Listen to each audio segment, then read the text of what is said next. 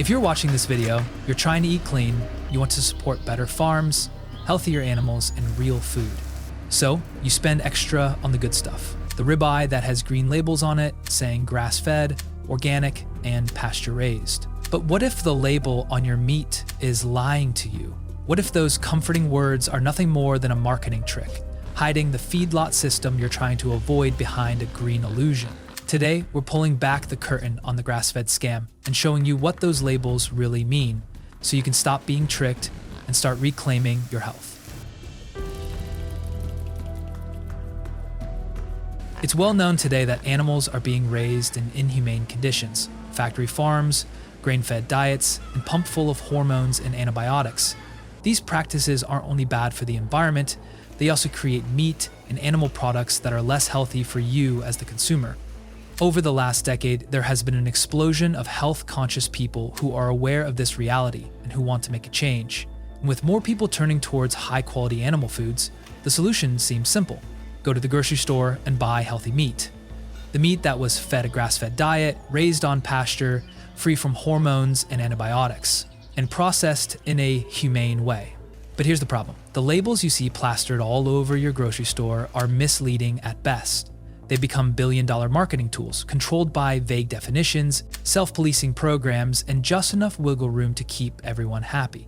Except for you, the consumer. Let's start with the most attractive label of them all, grass-fed. We know that cattle are meant to be living outdoors, grazing and roaming on nutrient-rich grass, living in harmony with nature and providing food for humans. So what should a grass-fed label on your steak actually mean? Probably that the meat came from a cow that spent its entire life outside, eating only grass and forage, no grain ever. That's the ideal, but unfortunately, the reality is more complicated. The grass-fed marketing claim was created in 2007 by the USDA to give consumers confidence that meat labeled as grass-fed actually came from animals that received majority of their nutrients from grass or forage, no grain or grain byproducts ever. But in 2016, the USDA dropped its official grass-fed definition. Now, the label is self-policed. Companies can use the grass-fed label if they can provide documentation to the FSIS, showing that the label is truthful and not misleading.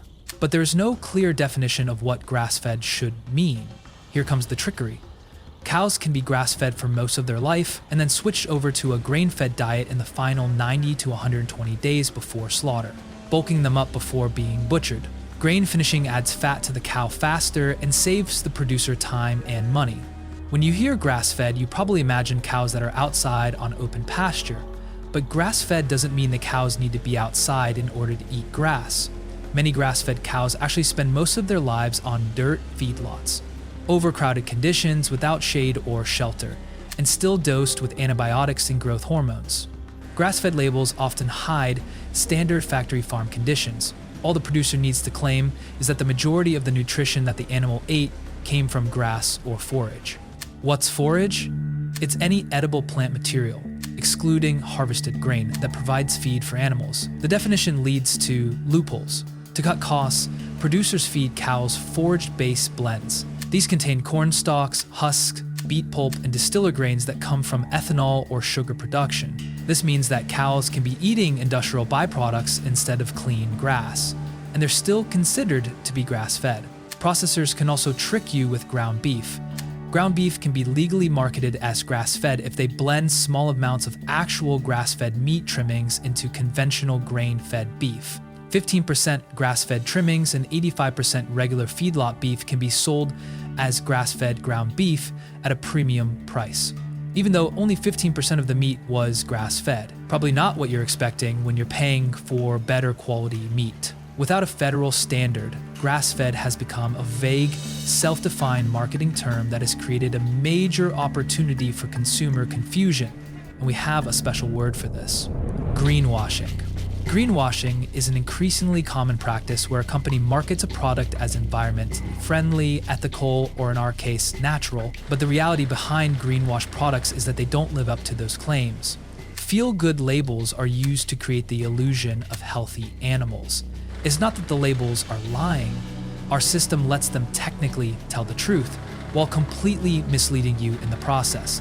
Now you might be thinking, okay, if grass-fed animals are switched to grain for the last part of their lives, I'll just buy a different label, grass-finished.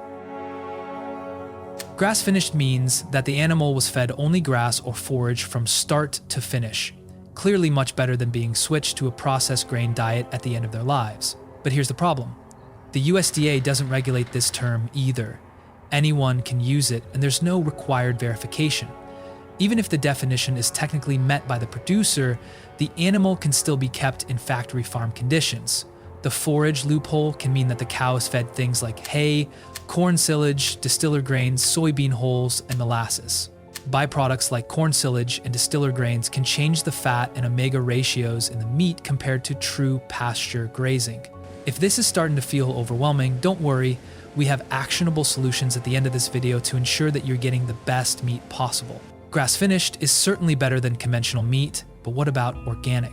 USDA organic labeling comes with some benefits that a grass-fed label does not. Organic means that animals are not allowed any antibiotics or growth hormones. All nutrition that animals are fed must be 100% certified organic. No GMOs, no synthetic fertilizers, pesticides, or animal byproducts whatsoever. Also, the land used for grazing or growing feed must be managed organically. That's all positive. But here's where the good news ends, and the greenwashing begins. Organic rules require year-round access to the outdoors and access to pasture during the grazing season. Sounds good, but this access can be minimal. For example, a dirt lot or a small pen with a door technically counts as an outdoor access.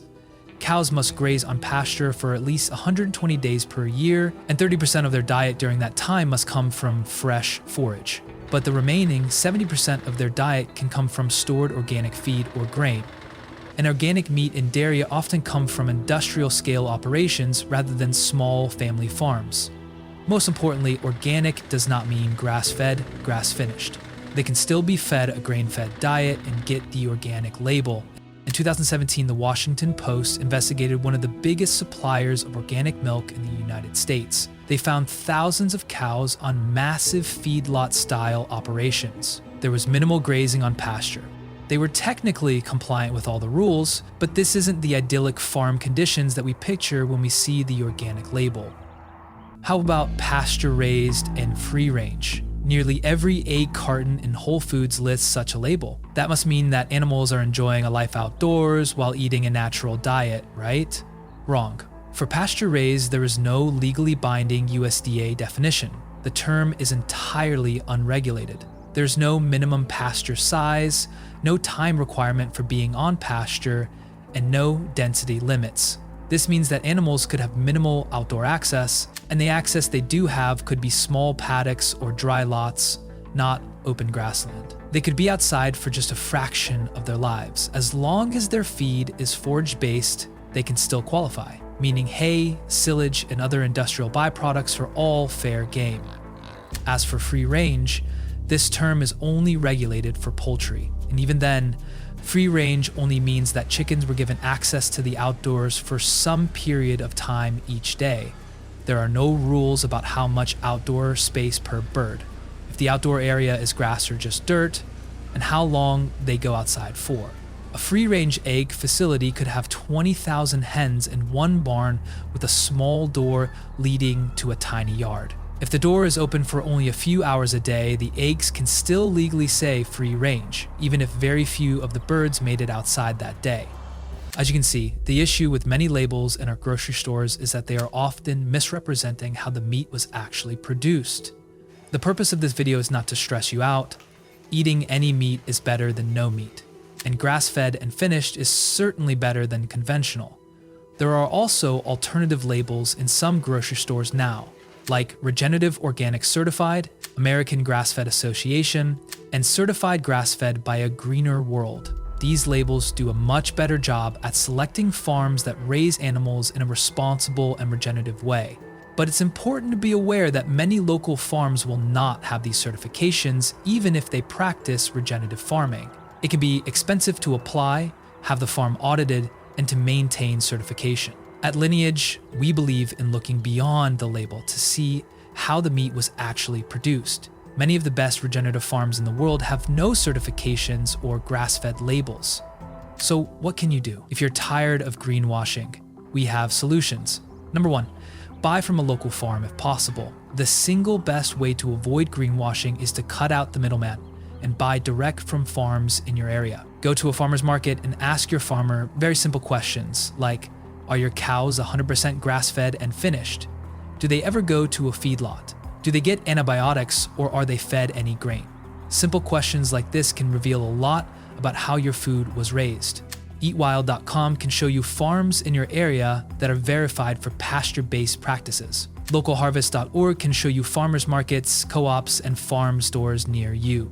By supporting local farmers, you can ensure that the meat you are buying is healthy and raised in a regenerative environment. A win-win for everyone involved. Number 2, buy from brands that are committed to sourcing from regenerative farms. You may not always have the option of buying straight from local farmers. A great alternative is to buy from companies like Lineage that are committed to sourcing from grass-fed, grass-finished, regenerative farms for their beef. Doing so allows you to support small family ranchers who are raising animals the right way. They may not have the capital or scale to make it into grocery chains or to have fancy certifications and labels. For example, Corey Carmen is a 4th-generation rancher in Oregon that supplies the inputs behind Lineage's 100% grass-fed tallow and air-dried steak. By partnering with Lineage, she is able to have the economic stability of selling her regeneratively raised animals at scale. That way she can focus on rebuilding the land and ecosystem around her. In her words, Lineage purchases products that support our mission to utilize the whole animal while paying an honest price, purchasing in volume and selecting cuts that are meaningful to our bottom line. Those actions help stabilize our business while allowing us to imagine how we can expand our impact.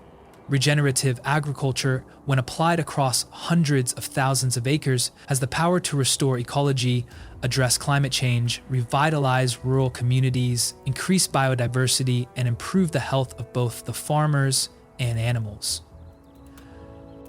The labels we see at grocery stores are often misleading.